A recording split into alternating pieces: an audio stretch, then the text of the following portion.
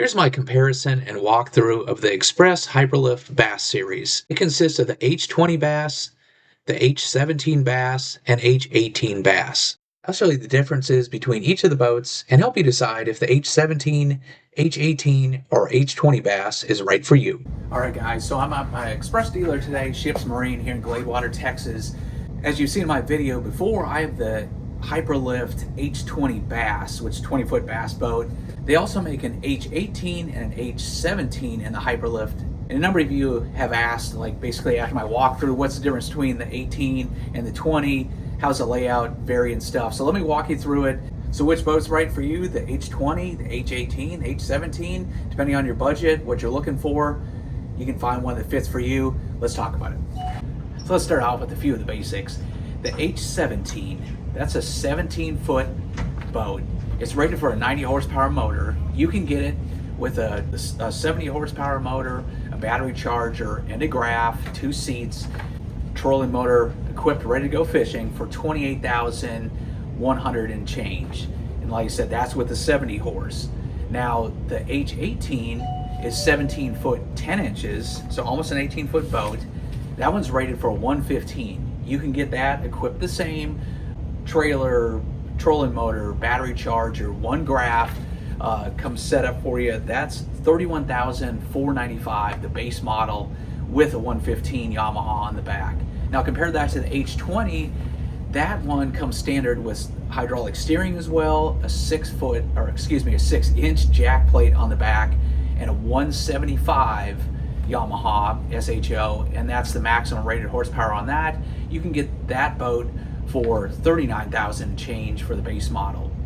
Now in terms of performance and stuff, when you're looking at the boats, the H20 will run about 60 with that max horsepower of 175.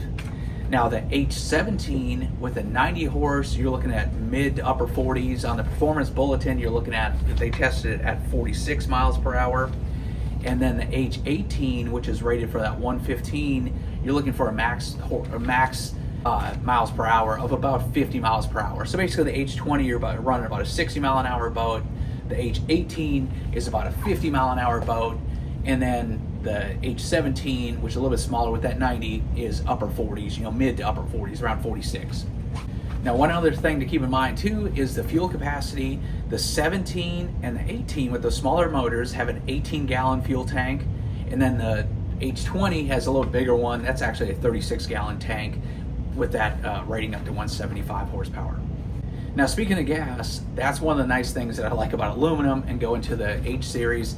Now with the 175 on my boat, that H20, cruising range, when I'm cruising around 35 to 45 miles per hour, I'm getting in the 5s per mile per gallon, which is way better than what a 250 will do, and is pretty economical there. So when it comes to just cruising around at about 3,000 RPM on pad with the H18, you're getting about 7 miles per gallon. And on an H17 like this, if you're cruising around at 3,000 or 3,500 RPM, Yamaha tested it 8.5 miles per gallon. So fuel savings going with that 90 or the 115 is really going to be easy on fuel.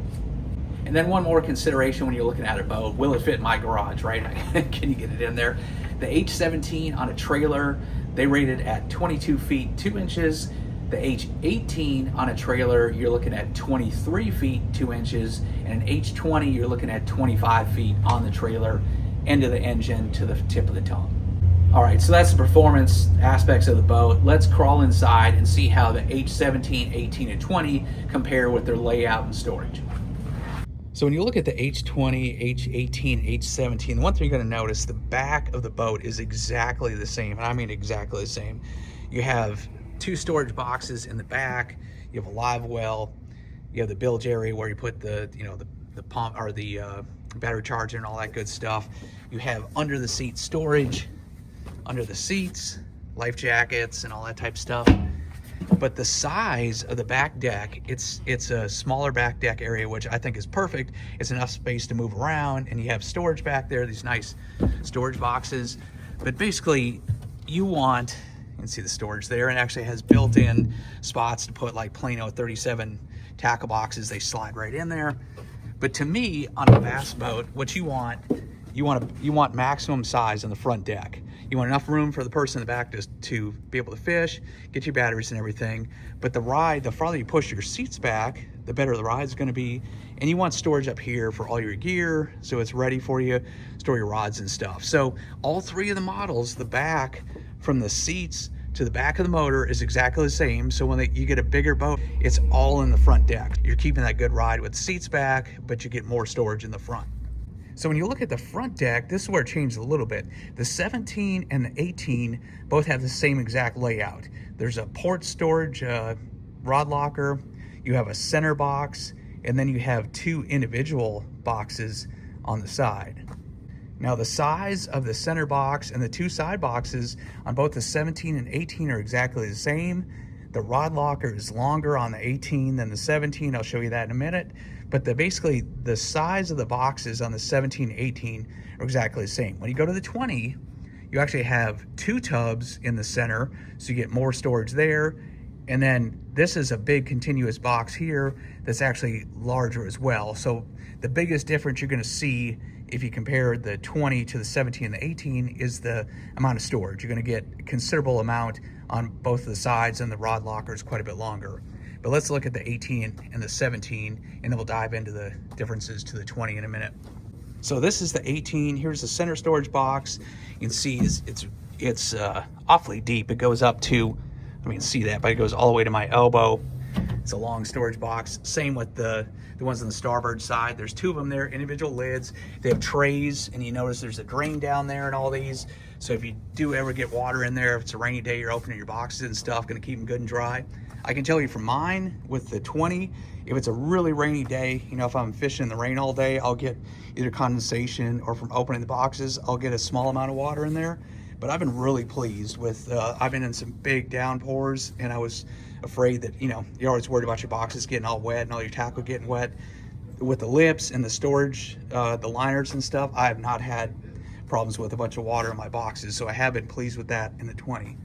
So just to compare, here's a 17. You can see the back, again, that layout's exactly the same. And then you look at the front, same boxes and stuff. The center boxes, like I said, these are exactly the same layout and the same size. They just, the distance from the front to where the boxes start is a little bit less than the two models, but basically these boxes themselves, these three, are exactly the same. And one more thing to notice, the recessed trolling motor foot pedal tray here is standard in all those. It has a little holder for your pliers and stuff that I keep in up there as well, but that recessed pedal tray is standard in all the boats. So to me, here's the biggest difference between the 17 and the 18, and then also even more so into the 20. But when you look at the starboard rod locker, it's pretty deep. You can see they actually have a bag and motor toter and stuff in here. It's plenty wide and deep to fit a lot of rods. But if you start running longer rods, that's where you're gonna enjoy the 20 or the 18 more so than the 17. So this is a 7'1" bass rod. I'm gonna put this in. This is the H18. You can see that fits in really easily in the 18. Now this is a 7'10" rod, almost an 8-footer, and it'll fit in pretty easily as well. Although you can see it starts to, because of the hull shape, you have to kind of set it over. If you had all 7.5, 8-foot rods, it would start to pinch a little bit. If you have, you know, a punching rod and a swim bait rod, something like that, a couple of 8-footers, I think it'd be fine in the H18 and not have an issue with that. Now we come over to the H17, the 7-foot rod. Let's try that in the rod box here.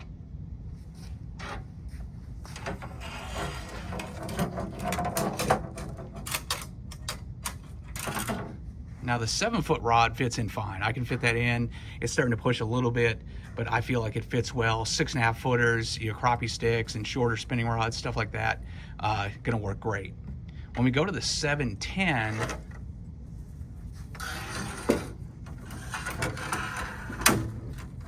you can see it, you can hear it, it starts to click the guides and stuff. It starts to bind a little bit.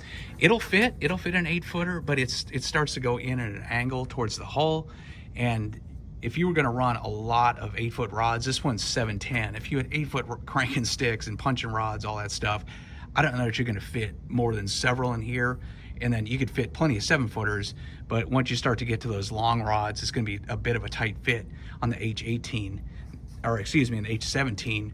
Now in my H20, I'll splice in a video here a second, but I mean, I run a couple dozen rods in there, have no problem getting 7.5, 8-footers in there. If you're running a lot of rods, you're definitely going to appreciate the rod locker on the H20 over the 18 and 17. So then along those same lines, when you put your rods on the deck, this is the 710 and the 7.1 rod, you see it's all the way up to the front up there, almost up to the trolling motor pedal, and it goes, you know, it's hanging back here a bit. You can slide these back where they're overhanging, get them out of your way. But that's the one thing about the 17-footer, especially if you're running a lot of 8-foot rods, 7.5-foot rods, you know, it's going to take up some deck space here.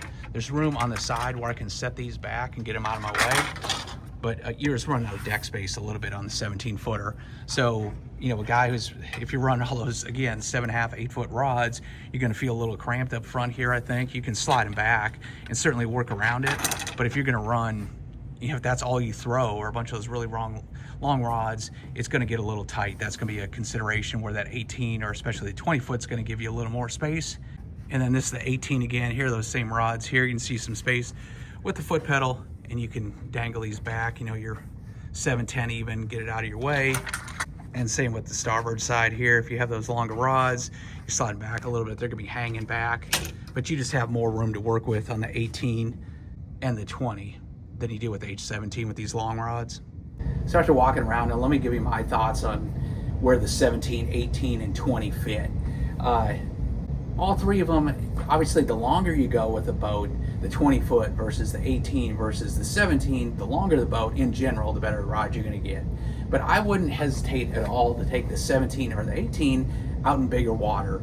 The aluminum, this hull is so light, the aluminum, and as long as you have the max horsepower, you know, the 90 on the 17 or the 115 on the 18, you're going to be able to keep that nose up, and these do a great job of that. They're so easy to plane out. It's not a struggle to plane out with them, and with a little bit of gas, it keeps that nose up, so you can't run wide open through the big waves, but you can easily ride the swells, keep the nose up. You're not taking them over the front. You don't have to be a super seasoned boat driver to do it. The nose naturally wants to stay up in these. So can you run big water with any of them? I would say definitely yes. Take your time. I wouldn't have a problem taking any of them out on big water, and I've had my boat on Sam Rayburn, Toledo Bend, Kentucky Lake, places like that, some of the biggest lakes in the country, and my God, it's been so windy this spring. I don't have a reservation taken out in big water. So I would say, obviously the bigger boat's going to take bigger lakes a little better, but I would still be fine with even the 17 if I had bigger lakes. I would just choose to launch it in coves, fishing area within a few miles, put it on the trailer if I wanted to run way up the lake and it was windy, then just drive up and launch somewhere else.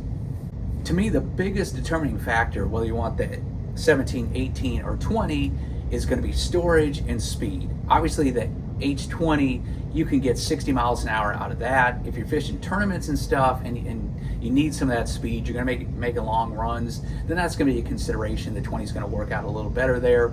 If you're just putting around fun fishing most of the time, speed's not a big deal. I think any of them would work out then. And then storage is the other thing. If you're running, like I said, a lot of the big long rods, then the 20 has the most. If you run a lot of 7.5, 8-footers, you can throw a ton in the rod box. That's not going to be an issue. And if you're a pack rat with gear like I am, I wouldn't say it's double the storage, but maybe it's like 50% more storage. I can keep a ton of gear and keep it really organized. I like carrying a lot of stuff. The 20 works out really well for me on that. The 17 and the 18, you're going to have to be a little bit more organized with your tackle, but those storage boxes are deep, so you can carry it quite a bit. I think the limiting factor, more so than tackle, again, are going to be the rods. If you're carrying those 8-foot rods, you can strap them on the deck, obviously not put them down under, so that's one thing. If you have a lot of those long ones, on the 17, you're just going to get kind of cramped on the deck unless you're pushing back a little bit, so that's easy to work around as well, and you're just not going to be able to throw as many in there. So if you're normally fishing with 5 to 10 rods, not an issue. If you're a pack rat again and you want to have a punching rod and a deep cranking rod and another punching rod and a frog rod, and you get the idea. In that case, then the 17, the rod locker is going to get a little cramped. If you're a normal fisherman without a hoarder problem like me, you're probably going to be fine. And then obviously the other consideration, these boats are expensive, and you probably want to put a few more accessories on it. Power poles are about $2,000 each. A live scope system, just a transducer in the box is like $1,500. You get the graph that goes with it, that's another $1,500 or more. So that's like $3,000 there. If you want to put multiple graphs on stuff, hey, it adds up quick, right? And you put lithium batteries, all that stuff in there, it all adds up fast.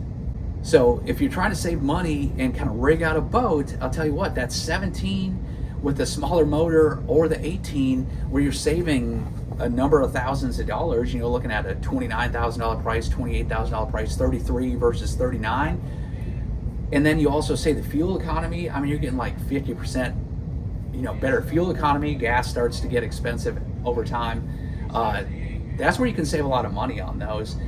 And then with the savings, if you went with the base, the 17 with that 70 at $28,000, that gives you the money to upgrade, go to a nicer trolling motor, put some power poles on, put a live scope, and you have a nice boat, and you're getting into the 30s versus you get the H20. Yeah, you have more storage, a little more speed, but guess what? Then you put $10,000 worth of power poles and electronics. It just all gets more expensive, and then you're starting to burn more gas. So to me, that's a huge thing. I think on a budget, that H17 or 18, if you want to give up just a little bit of speed and a little bit of storage and save it quite a bit and dress it up. I tell you what, I got this advice years ago on trying to pick a boat. And you can go with a stripped down boat with a big motor and real long boat, versus you can go with a smaller boat with a smaller motor, but dress it out and get the graphs and the power poles and all that stuff.